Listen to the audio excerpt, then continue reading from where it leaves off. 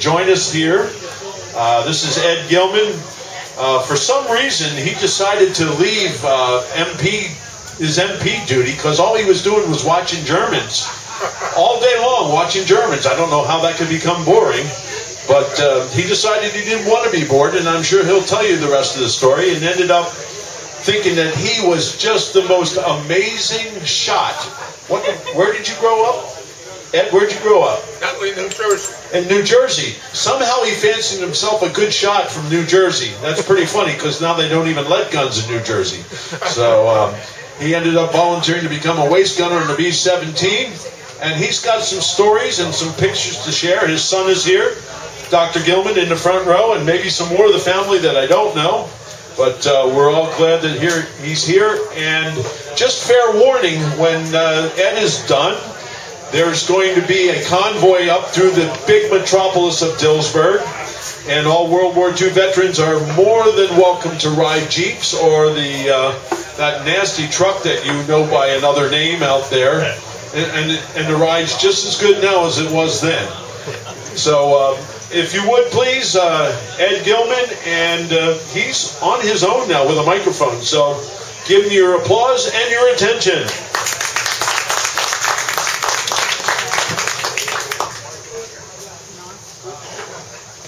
Thank you very much. I have two very bad missions I want to talk about that I flew. And the first one was a one-way trip. And that was December the 12th, 1944. Just about a week before the Battle of the Bulge. Our target was the Black Hammer Oil Refinery. That is located southeast in Germany. And the 15th Air Force was assigned to that target. The 15th Air Force was located in Foggia, Italy.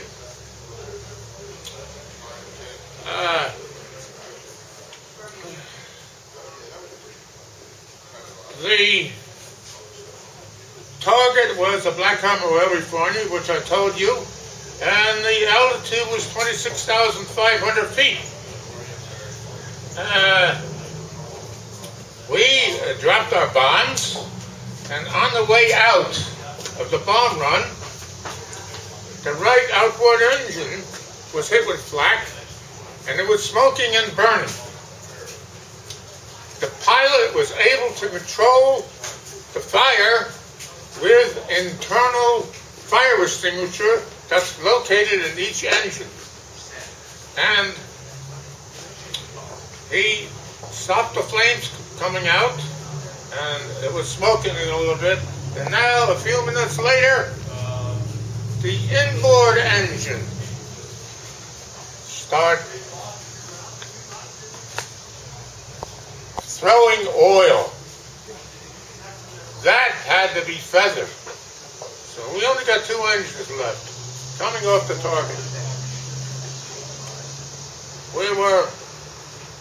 The pilot is asking the navigator where we are. And the navigator says, we don't know exactly where, but we think we're heading in the right direction towards Russia.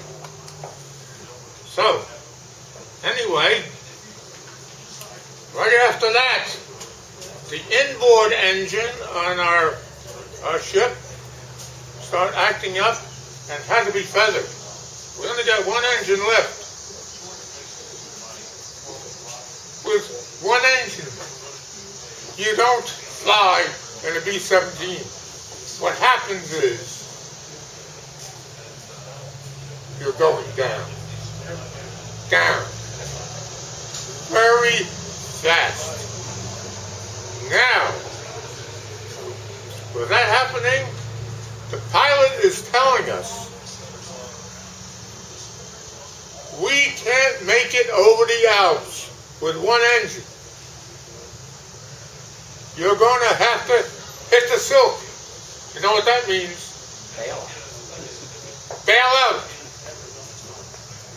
I was ready to go. I had my chute right alongside of my gun, and I hooked it on, and I was ready to go. The other waist gunner hooked on his chute, and he was ready to go. And now we have a big problem. I mean a big problem. The tail gunner comes out of the tail with his chute on backwards. His first mission. He didn't have much experience. But anyway, I and the other waist gunner got off his chute, turned it around, and hooked it up properly. And I took his hand, I put it on the ripcord, and led him over to the escape hatch, which I had pulled. It's a door about that big and about that wide. Out you go. Okay. We had that problem solved. But the next problem is the man will not jump.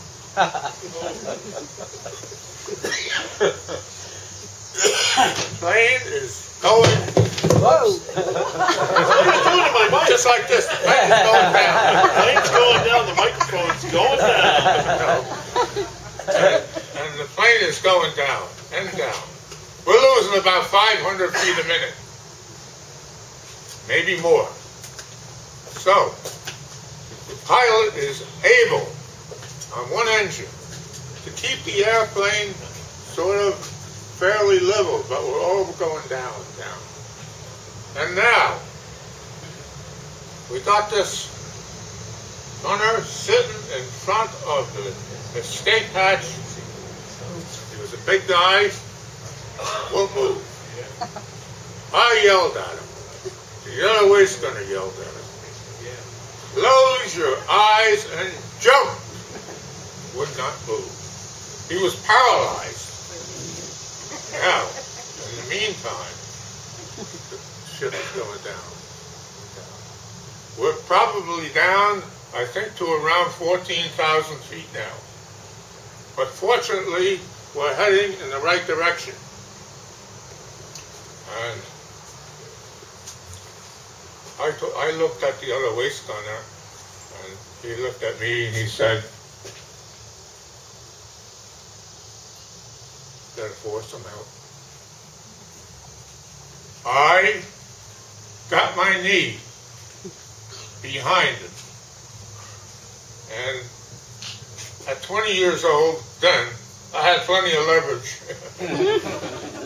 And I managed to push him out.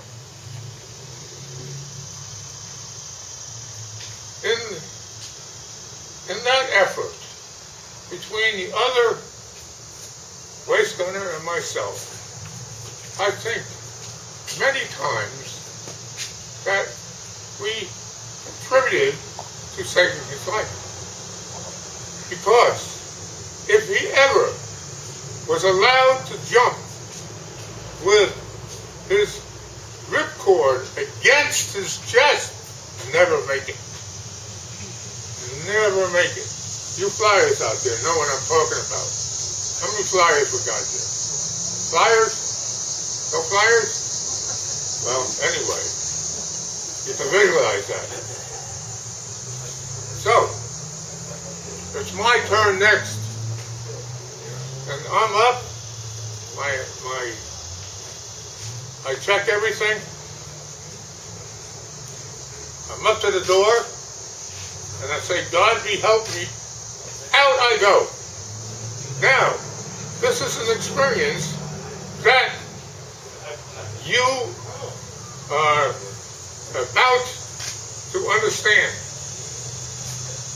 The movement of the plane going down creates a lot of turbulence. And as a result, when you jump out like that, you're created like a cork in a bottle. You just moved around like crazy. You don't know where you are. You finally, when you're probably 100 yards away from the ship, your body straightens out. But there's no relativity. You don't know you're falling. I straightened out parallel to the ground. And I looked up like this. Oh my God, that's heaven. Wow. What a beautiful opportunity. I'm looking at heaven. And I'm laying like this. Down, going down. And finally, I counted to 20. You're supposed to count to 10. I counted to 20. And my body turned around. And now, the terra firma is coming up to me. And it's looking me in the eye. And it says, wow, pull the ripcord. And so, I pulled the ripcord. And everything, the pilot chute came out, and the big chute opened up, and it was fine, except it was a hell of a jerk. I had my harness on a little bit on the loose side, and it sort of hurt me. But nevertheless, I was hanging there now, going down in the parachute. Now, on the way down, we bailed out probably around 12,000 feet, at least that's the way I figured. On the way down, I see to the right the Teesa River. The Teesa River is as big as the Susquehanna. And I said, it looks like I'm going over in that direction. I said, well, I heard that if you pull the strings on a parachute, one side or the other, it'll make it go to the left or to the right. Well, that was all wet, because I pulled the parachutes, and the damn thing almost collapsed. So, I said, enough of that. I took my 45 out, put one in the chamber, put the safety on, and put it back. You've got to realize that we don't know what's down there. We're in combat territory, but we don't know who's there. We don't know if it's the Russians, we don't know if it's the Germans or who. So I'm preparing myself to take a few with me if they shoot me. So, but there's one thing I want to tell you. On the way down, the co-pilot was killed in the parachute. I'm going to enjoy it. I have to have some water. The co-pilot was shot with a machine gun on the way down by the Russians and killed. The pilot said he saw him land in the Teesa River, and it was gone, and that was it. He didn't see anything more of it. And to this very day, he, of course, was declared killed in action. But another thing, when the tail gunner, the guy I pushed out, hit the ground, he started running. Russian soldiers saw him, bang, bang, bang, bang, shot him 2 times in the legs. He was in the hospital from December until April of the following year. We're getting the bones fixed up and so forth. And fortunately, he did survive. He came back, I think he came back to our group about April. All that time he was in the hospital. But the Russians were our allies, huh? Huh? The damn Russian, I'm going to tell you this. The damn Russian had a rifle on me. I was standing with my hands up like this, and I was saying, Amerikanisch. Didn't mean nothing to him. And he came over to me. I got my hands up, and he frisks me, and he finds my Colt 45. The son of a gun took it from me. And you know what? That was a prime pistol. It was made by Colt. I had picked it up in McDill Field, Florida, when we left to go overseas. Still over there someplace. I wasn't going to argue with him. At that point in time, we were just glad, at least, we were sort of considered to be semi-POWs or something. I don't know. Because the Russians got us together, guarded us, took us to an encampment, and I can't remember everything else that happened, but finally we got to Rag, Romania, and we went through, I must tell you this, we went through battlefields. There was uniforms on the ground. There was dead horses all over the place. And on our way in what they call a Stanley steamer. You know what a Stanley steamer is? It's a car that's run by steam. But anyway, we got to a Rag, and they put us on the freight train and took us to Bucharest. And Bucharest was an American mission. An American mission was a company of GIs who kept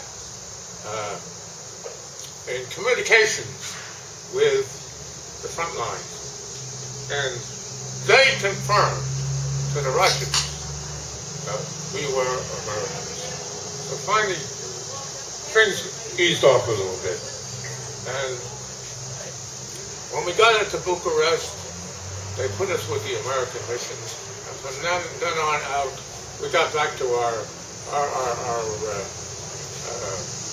camp in Foggia, Italy, and after that, I went on a 2-week leave to the Isle of Capri for combat relief, and back to shooting again. And I flew after that another 20 missions. So that was a one-way trip, and you never forget something like that, especially the first time you ever bailed out of an airplane at 15,000, 20,000 feet. So, stays up here. Anyway, I got another one to tell you about. Am I boring anybody? No. Well, I'm not here to just talk. I'm telling you my personal experience. This is actually what happened to me. And you know, many years yet, maybe in front of me, I don't know how many more times I can talk about that. But I'm 90 years old now, and I feel pretty good. Great. I have one more mission I want to talk to you about. If it's okay, you want to hear it? Yes.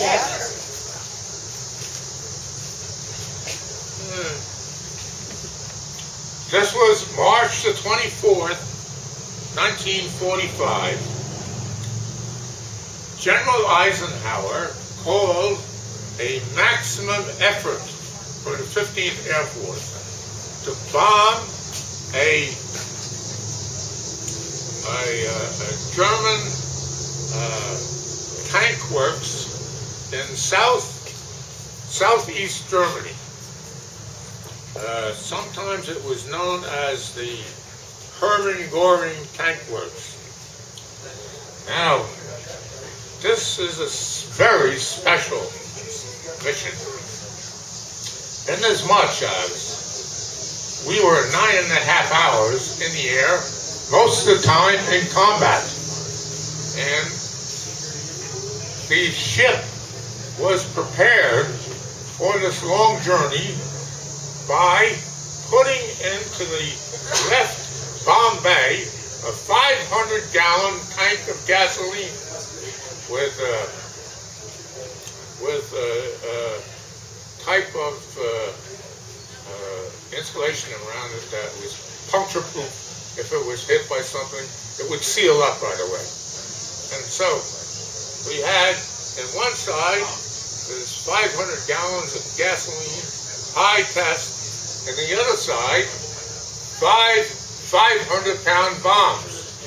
So that was our load for this mission. We were this will drive you nuts. We were on our way to the target. Our bombing elevation was 27,000 feet. For some reason or other, I never found out.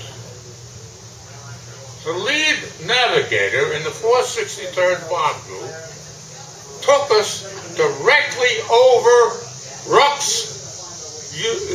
Czechoslovakia. Rux is a big city with anti-aircraft guns all over the place. 88 millimeters, 105. And here we are climbing. We're up to about 16,000 feet. And all of a sudden, we hit a barrage of anti-aircraft flak. You couldn't believe it. You could walk on it. It was so much. 3 ships in our squadron of 6 knocked out. One of them bailed out there. 2 of them went to the Russian lines. One guy was wounded badly. Another guy was dead in those two planes. Now, we lost about 7 or 8 ships way before we got to the target. The target was, we were halfway there, and now we have to regroup. The 463rd Bomb Group, regroup. We were made lead squadron. And now, we're up to about 27,000 feet. And we're hit again by flak. Flak from the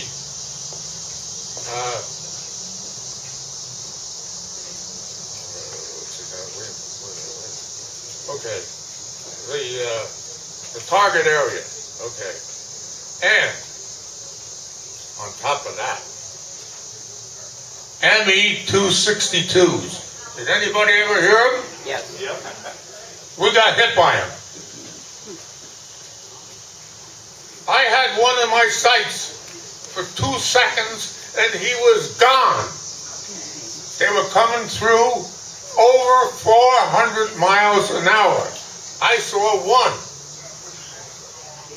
come through and hit a group of B-17s with 6, mind you, 6 cannons. That's all they had. 3 in each side. They came through into a group of 17s and out and I watched the B-17 that they hit, all smoke, and finally going down. One shot, down, 10 men, just like that. ME-262s. They could outfly our P-51s. Our P-51s could go about 375. These guys are doing over 400, maybe 415 or 425. The thing about them was that their fuel didn't last long. They could only be up into combat area probably 10 to 15, 20 minutes, and they had to go back and refuel. And that's when our P-51s got them. So, that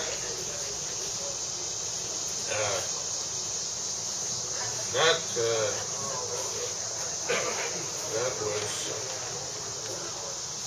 oh, I wanted to tell you that,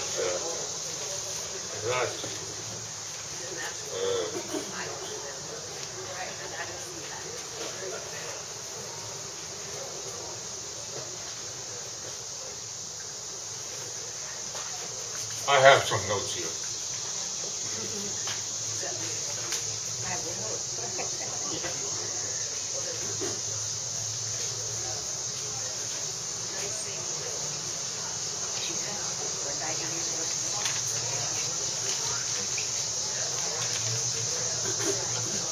I wanted to tell you that our ship lost an engine on the way home. We only had 3, and we made it back to the field with over 200 holes in our plane. It was never used again.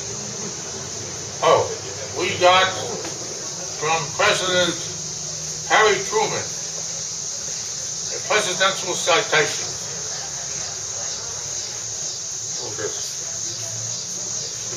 for that particular mission. The plant was destroyed. Only 2 of our planes came back